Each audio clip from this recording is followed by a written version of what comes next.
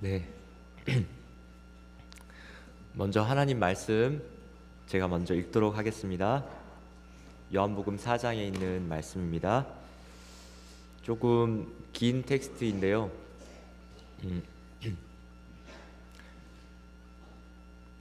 제 목 상태가 조금 안 좋은데 좀 양해를 부탁드리겠습니다. 제가 읽도록 하겠습니다. 침례를 받고 제자가 되려고 예수께 모여드는 사람들이 침례 요한에게 모여드는 사람들보다 더 많다는 소문이 바리새파 사람들의 귀에 들어갔다. 그러나 사실 예수께서 직접 사람들에게 침례를 주신 것이 아니라 예수의 제자들이 침례를 준 것이다. 이런 사실을 아시고 예수께서는 유대를 떠나 다시 갈릴리로 돌아가시기로 하셨다. 갈릴리로 가려면 사마리아 지역을 지나가야 했다. 그리하여 갈릴리로 가는 중에 예수께서는 사마리아 지역의 수가라는 동네에 이르셨다. 이 동네는 야곱이 그의 아들 요셉에게 물려준 땅에서 가까웠다. 이 동네에는 야곱의 우물이 있었고 예수께서는 여행길에 피곤하셨으므로 그 우물가에 앉아 쉬고 계셨다. 때는 낮 12시 무렵이었다. 그때 한 사마리아 여인이 물을 길러오자 예수께서 그녀에게 말을 거셨다. 나에게 물을 좀 주겠소? 당시 제자들은 모두 음식을 사러 동네에 들어갔으므로 그 자리에 아무도 없었다. 사마리아 여자가 예수께 대답했다. 당신은 유대인인데 어찌하여 저 같은 사마리아 여자에게 물을 달라고 하십니까? 그 당시 유대인들은 사마리아 사람들과는 상종하지 않았기 때문이다. 예수께서 그녀에게 대답하셨다. 만일 당신이 하나님께서 주시는 놀라운 은사를 알고 또 당신에게 물을 청하는 이가 누구인지를 알았더라면 도리어 당신이 그에게 생수를 청했을 것이고 그러면 그가 당신에게 생수를 주었을 것이요. 여자가 말했다. 하지만 당신에게는 두레박도 없는 데다 이 우물은 굉장히 깊지 않습니까? 어디서 생수를 길어다 주신다는 말입니까? 이 우물물은 우리 조상 야곱은 물론이고 그의 자녀들과 가축들이 즐겨 마시던 물입니다. 이 우물물을 우리에게 주신 야곱보다 당신이 더 위대한 분이란 말입니까? 예수께서 말씀하셨다. 이 물을 마시는 사람은 곧 다시 목마를 것이요. 하지만 내가 주는 물을 마시는 사람은 영원히 목마르지 않을 것이요. 내가 주는 물은 그 사람 안에서 끊임없이 솟구쳐 나와 영원한 생명에 이르게 하는 참 샘물이 될 것이요. 여자가 예수께 말했다. 선생님, 그 물을 제게 주십시오. 그러면 제가 다시는 목마르지도 않고 또 물을 길러 여기까지 올 필요도 없게 되지 않겠습니까? 예수께서 여자에게 말씀하셨다. 가서 당신의 남편을 불러오시오. 여자가 대답했다. 저에게는 남편이 없습니다. 예수께서 말씀하셨다. 그렇소. 남편이 없다고 말한 당신의 말이 옳소. 당신에게는 남편이 5이나 있었고 지금 함께 살고 있는 그 남자도 사실은 당신 남편이 아니요. 그러니 방금 당신이 한 말이 맞소. 그러자 여자가 말했다. 선생님, 제가 보니 선생님이야말로 예언자이십니다. 여자가 예수께 말했다. 저 역시도 그리스도라 하는 메시아가 오실 것이라는 사실을 잘 알고 있습니다. 그분께서 오시면 우리에게 모든 것을 다 알려주실 것입니다. 그러자 예수께서 말씀하셨다. 지금 당신에게 말하고 있는 내가 바로 그 메시아요. 그 여자는 물동이를 우물가에 그냥 둔 채 동네로 달려가서 사람들에게 말했다. 모두들 나와보세요. 저의 과거를 낱낱이 알아맞히신 분이 계십니다. 가서 그분을 만나보세요. 그분이 바로 그리스도가 아닐까요? 그 동네에 사는 많은 사마리아 사람들은 예수를 믿게 되었다. 그것은 그 사마리아 여자가 그분께서 내 과거를 낱낱이 다 알아맞히셨다 하고 증언하였기 때문이다.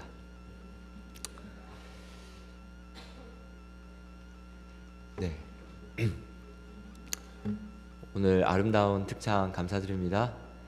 또 제가 여기서 들어오기 위해서 함께 기도를 하려고 하는데 우리 목사님께서 굉장히 슬픈 표정으로 오늘 도연이랑 저기 다은이가 우리 교회를 땡스기빙인데 왔는데 목사님께서 여러 일을 진행하시다가 그 언급을 못했다고 속상해 하시더라고요. 그래서 우리 도연이 그리고 다은이 우리 땡스기빙 맞아서 우리 교회 다시 방문한 거 진심으로 환영합니다. 우리 박수로 맞으시면 감사하겠습니다. 네, 제가 미리 좀 양해를 구하겠습니다. 지금 11시 57분이거든요. 제가 저에게 이런 큰 부담을 주시다니요. 그리고 아까 저기 장경희 집사님께서 저는 조금 이렇게 양해를 얻으려고 살짝 좀 앓는 소리를 했거든요. 많이 쳐내야 될 것 같습니다. 그렇게 말씀드렸는데 저는 집사님께서 목사님 쳐내지 말고 전해주세요 하실 줄 알았는데 집사님께서 목사님의 몫입니다 이러신 거예요. 집사님 감사합니다. 네, 그래도 집사님께서 누구보다 저를 응원하고 계신 건 알고 있습니다. 그래서 제가 좀 쳐내기는 해야 되는데요. 그래도 제가 40분 생각한 거를 이제 한 20분 남았으니까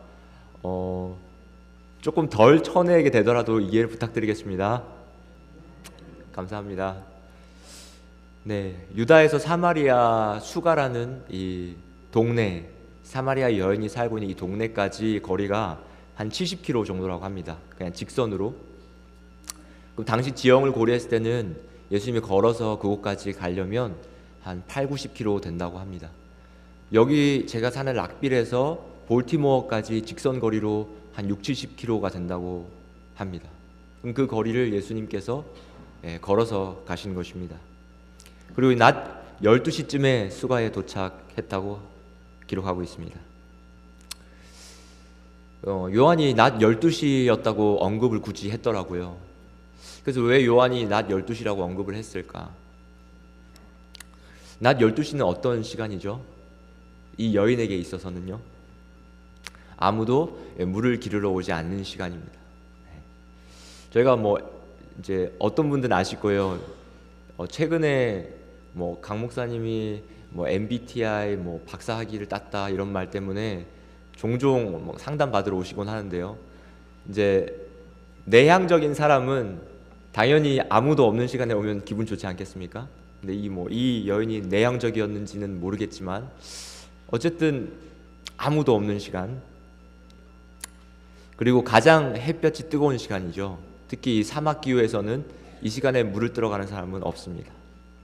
그러니까 함께 물을 기르러 갈 사람도 없고, 물을 기르면서 보통은 이 또 수다를 이렇게 좀 해줘야 제맛이거든요. 근데 수다 떨 사람도 없고, 그래서 어쩌면 자기 연민에 가장 쉽게 빠질 수 있는 시간인 것 같습니다. 아무도 없지만, 나를 재촉하는 사람 아무도 없지만 누구보다 또 조급해지는 시간, 누구도 만나고 싶지 않고 만나서도 안 되는 시간, 하루 중에 나를 가장 비참하게 만드는 시간, 잘 잊고 살다가도 그때만 되면 내 신세가 한탄스러워지는 시간.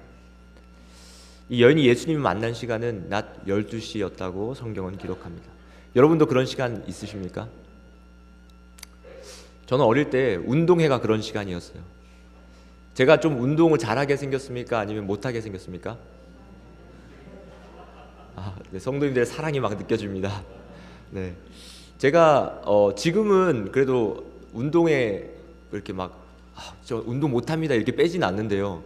초등학교 때까지만 해도 제가 이제 뚱뚱과 통통 사이를 이렇게 오갔던 사람입니다. 그래서 제일 싫었던 시간이 운동의 시간이었어요. 그것도 달리기.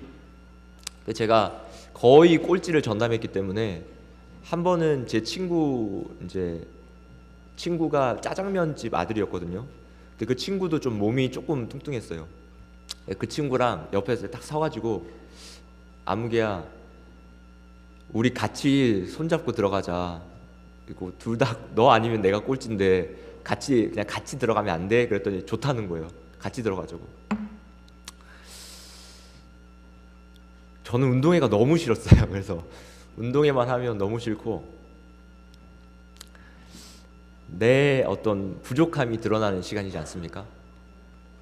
내 단점이, 또 내 과거가 숨고 싶은 시간이 있기 마련입니다. 근데 예수님은 낮 12시에 그곳에서 기다리고 계셨습니다. 여러분, 예수님이 굳이 낮 12시에 그 우물가에서 이 여인을 만나야 할 이유가 있습니까? 그냥 집으로 가셔서 똑똑똑 하고 방문하셔도 되지 않을까요? 왜 낮 12시였을까? 저는 물을 별로 마시지 않습니다. 예. 한의학적으로 제 체질상 물을 많이 필요로 하지 않는다는 말을 들었습니다. 땀도 잘 흘리지 않아요. 어떤 분은 뭐 이렇게 탕류 아니면 국물 뜨거운 거 드실 때 막 땀을 뻘뻘 흘리면서 드시잖아요.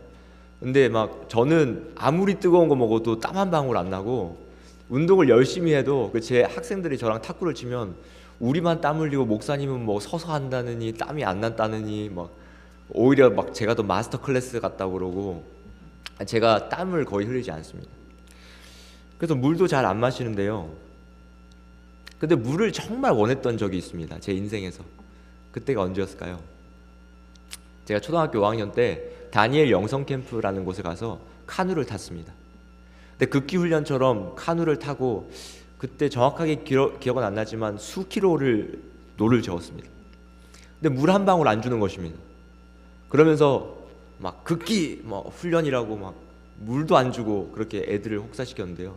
근데 보트가, 물을 실은 보트가 저희 앞에서 따라갑니다. 이렇게. 그러면서 빨리 그 보트를 따라서 그 지정한 장소에 도착을 하면 생수 한 통을 한 사람한테 이렇게 주는 것입니다. 나 이러다 죽는 거 아닌가 그런 생각을 정말 했었어요. 막 저으면서 막 갔는데, 저는 저를 좋아하지 않고 물이 필요 없는 줄 알았는데, 그때는 라면도 필요 없고요. 스시, 피자 이런 거 생각 전혀 안 나고, 뭐만 생각납니까? 그 배 뒤에 실려 있는 저 물 한 병만 먹으면 좋겠다, 이런 생각밖에 없었어요. 왜 물이 필요하지 않은 제가 그렇게 물을 원했을까요? 목이 많이 말랐기 때문입니다. 생수가 가장 필요할 때는 가장 목마를 때입니다. 목마른 경험 없이는 내가 물이 필요한 사람인가 하는 것을 알기가 어려운 것 같습니다. 예수님께서 말씀하셨습니다. 이 물을 마시는 사람은 곧 다시 목마를 것이요, 내가 주는 물을 마시는 사람은 영원히 목마르지 않을 것이다. 성도님들, 예수님이 얼만큼 필요하십니까? 정말 목말라 본 경험 없이는 아마 예수님이 필요할까 하는 생각이 들게 됩니다. 이 여인에게 예수님이 가장 필요한 그때에 예수님은 여인을 만나 주셨습니다. 여인의 인생에서 가장 목마른 타이밍에, 그리고 하루 중 가장 목마른 시간에 생수 되시는, 영원한 생수 되시는 예수님이 그때 만나 주셨습니다.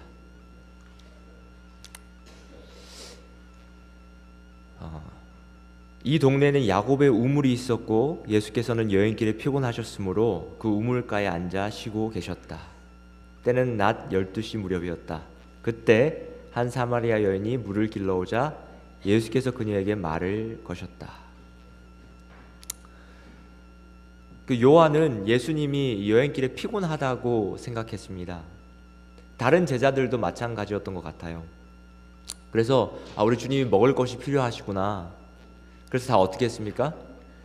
도착하자마자 모두 먹을 것을 사러 동네에 갔습니다. 우리 주님께서 힘드시구나. 먹을 것이 필요하겠다. 근데 그 누구도, 예수님의 제자 중에 그 누구도 그것이 예수님의 어떤 계획의 일부라는 사실을 알아차린 사람은 없었어요. 때로는 예수님의 제자들도 예수님의 계획을 알아차리기 어려울 수도 있다는 거예요. 목사들도 예수님의 계획을 알아차리기 어려울 때도 있습니다. 아무리 신실한 사람도, 아무리 예수님과 가깝게 지내는 사람도 그분의 계획을 알아차리는 게 쉽지 않을 때가 있습니다. 그래도 다행인 것은, 그렇다고 해서 하나님의 계획이 실패하는 것은 아니라는 것입니다. 제자들이 배고픔을 해결하기 위해서 양식을 사러 간 동안 예수님은 그분이 먹을 또 다른 양식을 준비하고 계셨습니다.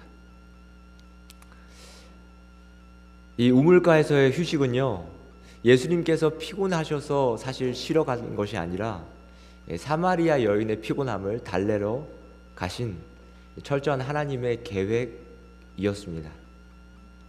그리고 4장 7절에 그때 사마리아 여인이 물을 기르러 왔다고 기록되어 있습니다. 요한은 그 자리에 있었을까요? 없었을까요? 없었어요. 제자들 다 음식을 사러 갔기 때문에. 그러니까 지금 요한도 이 일을 계시를 통해서 보고 기록하고 있는 것입니다. 예수님이 우물가에 앉아 있고 제자들은 다 음식을 사러 떠났고 예수님만 홀로 남은 바로 그때 한 여인이 물을 기르러 오는 것입니다. 요한도 이 정말 절묘한 타이밍에 놀랐던 것 같아요. 마치 모든 일이 계획된 것처럼 한 여인이 나타나는 것입니다. 요한은 이게 우연이라고 생각할 수도 있었겠지만, 그죠? 바로 그때 사마리아 여인이 왔기 때문에 우연한 일의 진행이라고 생각할 수도 있겠지만, 그것은 반드시 일어나야 할 필연이었습니다. 그것을 우리는 섭리라고 부릅니다. 우연처럼 보이지만 반드시 일어나야 할 하나님의 계획, 그것을 우리는 섭리라고 부릅니다. 제가 저의 삶을 뒤돌아볼 때, 제가 아직 매우 젊디 젊은 청춘이지만 그래도 저의 삶을 되돌아볼 때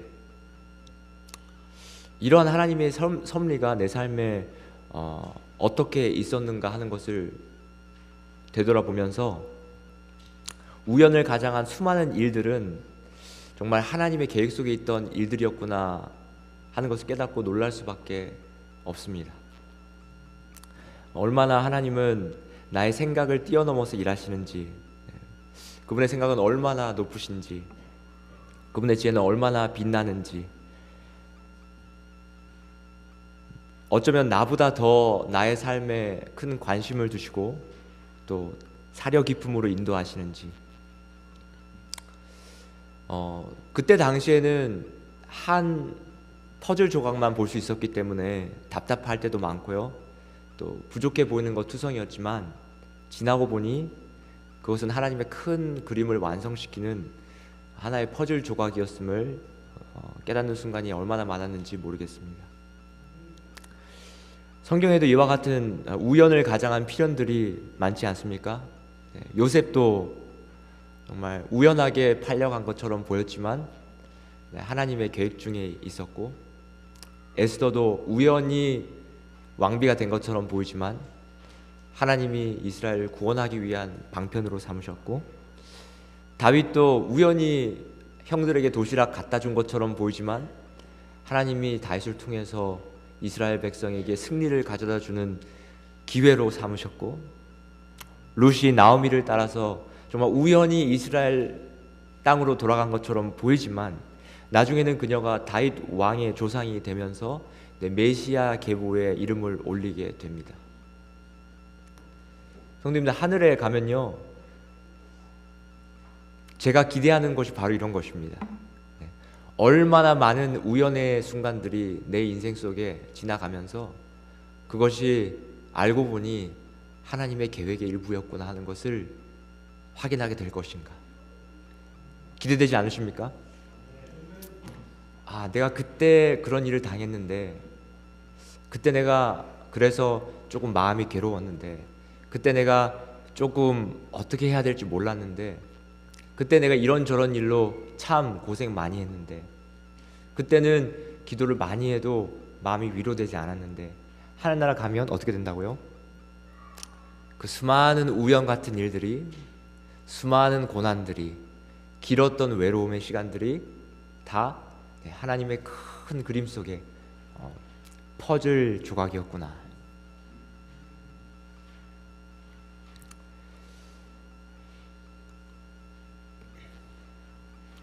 여러분, 하나님은 오늘 우리에게 말씀하십니다.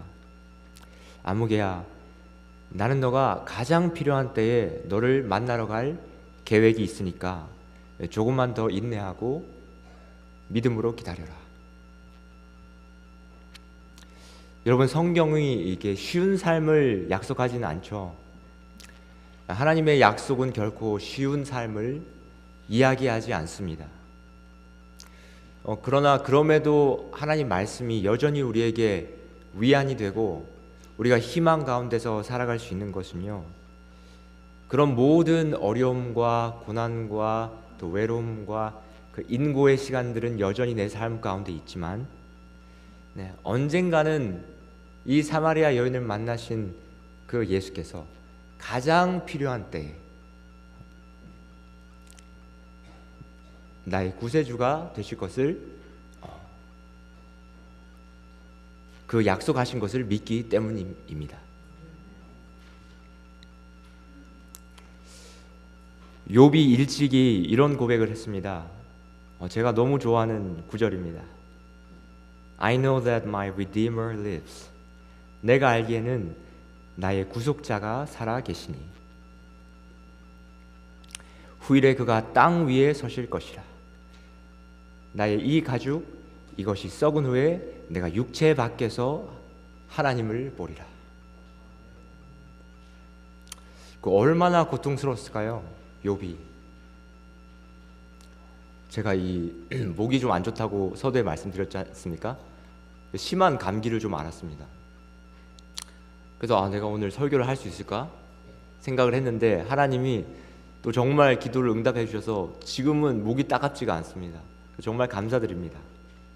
목 하나 따가운 것도 이렇게 아프고 참 침 한 번 삼키는 게 얼마나 두려운지. 근데 자식들 다 잃고 재산 다 잃고 그 고통 중에 신음하는 욥이, 그가 그 희망으로 버틸 수 있었던 것은 누가 살아계신다고요? 나의 구속자가 살아계시니 이 일 후에 내가 하나님을 보리라. 사랑하는 성도 여러분, 누군가 저에게 신앙은 무엇이라고 생각하세요? 라고 묻는다면 모르겠습니다. 앞으로 제가 더 하나님을 더 많이 알게 돼서, 또 나이가 더 들면서 더 깊이 알게 돼서, 또 성경을 더 많이 읽으면서 더 정확하게 알게 돼서 삶의 경험도 더 풍부해져서 그때 가서는 다르게 신앙을 정의하게 될지는 모르겠지만, 지금 이 순간에 강 목사에게 물으신다면 저는 이렇게 말하고 싶습니다. 그리스도를 믿으며 살아간다는 것은, 그리스도를 믿는 믿음 안에서 신앙한다는 것은 나의 인생이 하나님의 계획 속에 있다는 사실을 믿으며 살아가는 것입니다 라고 말하고 싶습니다. 저와 여러분의 인생은 귀천 노소를 불문하고 하나님의 마스터 플랜이라고 하죠. 그 마스터 플랜 안에 있는 아주 특별한 인생이라고 하는 것을 말씀드리고 싶습니다. 그 정시준이라는 한 기자가 있습니다. 그 유명한 건축 디자이너를 만나서 이런 인터뷰를 했어요. 건축에 있어서 마스터 플랜이라는 것은 무엇입니까? 하고 이 신우라고 하는 건축 작가에게 이런 질문을 했습니다. 건축에 있어서 마스터 플랜은 무엇을 의미합니까? 그러자 이 작가가 이렇게 말했습니다. 건축물 하나를 설계하는 것이 아니라 그 건축물과 관여된 모든 것을 디자인하는 것, 그것을 건축에서는 마스터 플랜이라고 부릅니다. 여러분, 때때로 저희는 너무 근시한 적이어서 우리의 시야가 협소해서 우리의 인생을 마치 건축물 하나를 설계하고 계신 하나님으로 바라볼 때가 있지 않습니까? 근데 정작 하나님은 우리의 실수 속에서도, 하나님을 의심하는 가운데서도 하나님은 그 건축물 하나를 설계하기 위해 계획하시는 것이 아니라 그 한 건축물과 관여된 모든 디테일까지도 계획하고 계신다고 하는 것을 우리가 믿어야 하는 것입니다. 그것이 바로 마스터 플랜과 그 마스터 플랜에 갇히지 않은 사람의 차이입니다. 본문의 대화 내용을 보면 사마리아 여인도 분명 하나님을 믿는 신앙인입니다. 왜냐하면 예수님 어디에서 예배 드리는 것이 맞습니까? 라고 아주 중요한 질문을 던졌기 때문입니다. 그녀는 최소 예배하는 사람이고 최소 예배에 관심이 있거나 하나님을 예배하는 일에 동참했던 사람입니다. 그렇죠? 그것도 아니라면 최소한 하나님을 예배하며 살아가는 것이 옳은 일이라는 것은 알고 있는 사람입니다. 그녀가 말한 말을 비춰볼 때요. 그러나 이 여인이 살면서 꽤 많은 실수를 한 것 같아요. 그래서 어쩌면 그녀는 내가 하나님을 예배하며 살아가도 될까 하는 질문을 했던 것 같아요. 내가 하나님께 예배해도 될까? 하나님이 나를 받아주실까? 내 인생은 하나님께 간합되기에 충분한 인생인가?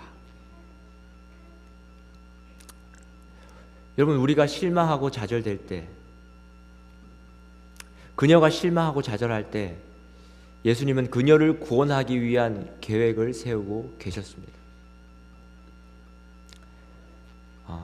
우리가 실망하고 좌절될 때, 우리가 낙담될 때 오늘도 하나님은 여전히 우리를 구원할 그분의 계획을 이루어가고 계심을 믿어야 하는 것입니다.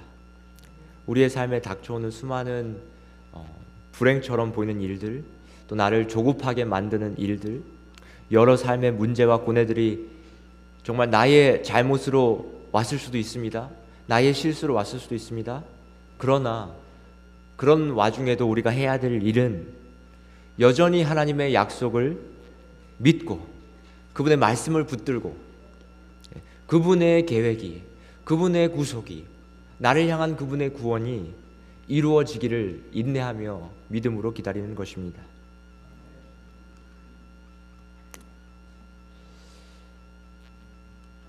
저는 이 요한복음 4장의 이 부분을 읽으면서 개인적으로 이 부분이 가장 마음에 와닿았습니다. 여자가 예수께 말했다. 저 역시도 그리스도라 하는 메시아가 오실 것이라는 사실을 잘 알고 있습니다. 그분께서 오시면 우리에게 모든 것을 다 알려주실 것입니다. 그러자 예수께서 말씀하셨다. 지금 당신에게 말하고 있는 내가 바로 그 메시아요. 여러분, 사마리아 여인도 그 절망스러운 삶 속에서도 메시아에 대한 소망을 붙들고 살았음을 우리는 확인할 수 있습니다. 그렇죠? 그녀는 메시아를 기다렸어요. 그리고 그녀가 메시아를 기다린 가장 큰 이유가 무엇인지 아십니까? 이 성경에서 답이 있습니다. 무엇이었을까요? 그녀가 메시아를 기다린 가장 큰 이유,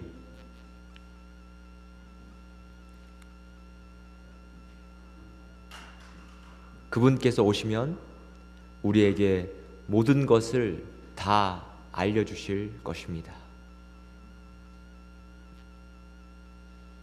성도님들 위로가 되지 않으십니까? 지금은 몰라도 그분께서 오시면 우리에게 다 알려주실 것입니다.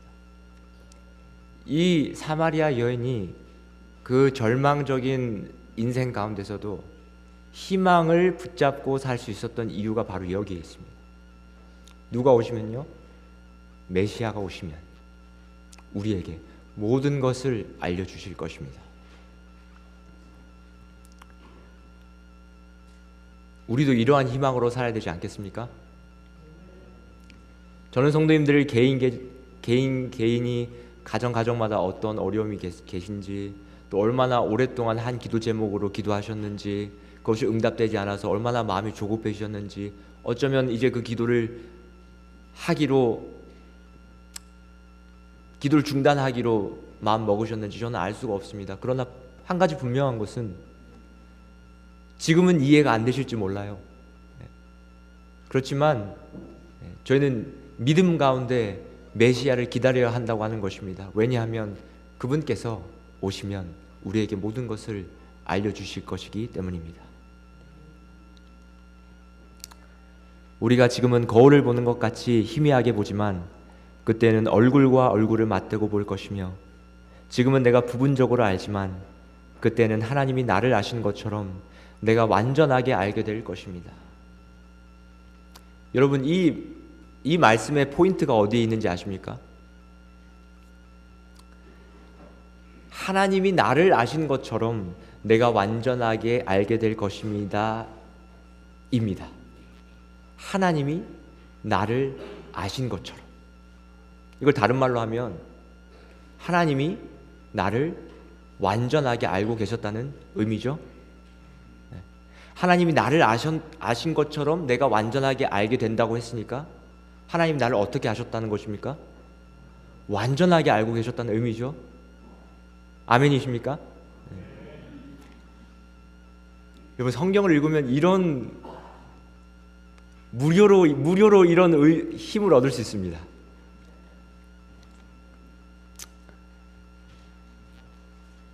성도님들, 하나님은 성도님들의 삶을 부분적으로 안다고 생각하지 않게 되길 바랍니다. 완전하게 알고 계십니다. 무엇이 필요한지도 완전하게 아시고요, 언제 필요한지도 완전하게 아십니다. 어떤 부분이 마음을 아프게 하는지 완전하게 아시고요, 왜 그렇게 답답해 하는지도 완전하게 아십니다. 몰라서 안 주시는 것 아닙니다. 주신 능력이 없어서 안 주시는 것 아닙니다. 왜요? 하나님 말씀에 그분이 나를 완전하게 아신다고 하셨으니까. 저는 이 말씀을 믿습니다. 오히려 불완전한 것이 있다면 하나님을 향한 우리의 마음이겠죠. 하나님을 향한 우리의 신뢰가 불완전하고 하나님에 대한 우리의 이해가 불완전하고,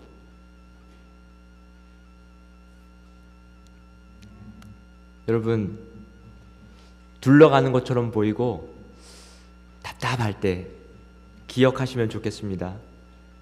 하나님은 나를 완전하게 알고 계신다. 그래서 그분이 세우는 계획도 완전할 거야.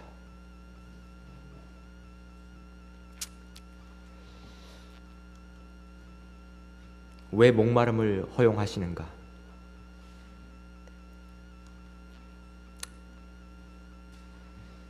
예수님을 만난 후에요, 사마리아 여인이 굉장히 목말랐는데 생수를 만나고 나서, 영원한 생수 대신 예수님을 만나고 나서 그분께서 내 과거를 낱낱이 다 알아맞히셨습니다. 그리스도를 만난 것 같아요. 여러분, 한번 와서 그리스도를 만나보세요 하고 증거하며 다녔습니다. 그래서 그 결과로 어떻게 되었냐면 그 동네에 사는 많은 사마리아 사람들이 어떻게 하게 되었다고요? 예수를 믿게 되었다. 이것보다 더 기분 좋은 일 있습니까? 그 지역에 많은 사람들이 예수를 믿게 되었다. 저는 이것을 읽으면서 이런 생각을 했습니다. 이 여자의 목마름이 그 지역을 그리스도께로 이끄는 도구가 되었구나. 이것이 하나님이 일하시는 방식이구나. 왜 목마름을 허용하실까? 우리의 의심은 죽고 우리의 믿음이 살 수 있게 하기 위해서. 여러분, 그렇게 하기 위해서 하나님은 우리의 삶에 갈증을 허락하십니다. 그것은 마스터 플랜 안에 들어있는 허락된 갈증입니다. 여러분, 예수님도 목마르셨다고 하는 사실 아십니까? 여러분, 예수님은 당신 스스로가 끊임없이 솟아나는 생수라고 말씀하셨는데 그분도 십자가에서 뭐라고 하셨어요? 내가 목마르다.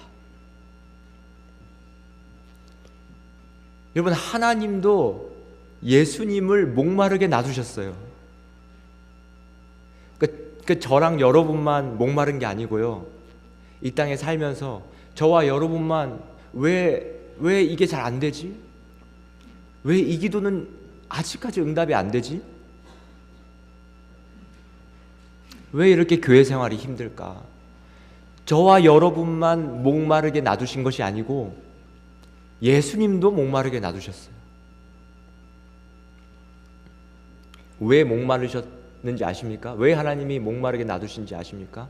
성경에 답이 있습니다. 그 후에 예수께서 모든 일이 이미 이루어진 줄 아시고 성경을 응하게 하려 하사 이르시되 내가 목마르다 하시니, 뭐 하려고요? 성경을 응하게 하려 하사. 왜 하나님이 예수님을 목마르게 놔두신 줄 아십니까? 육체적인 목마름도 있으시지만 그것은 성경을 응하게 하시려고, 다른 말로는요, 우리를 구원하게 하시려고 목마르게 하셨다는 것입니다.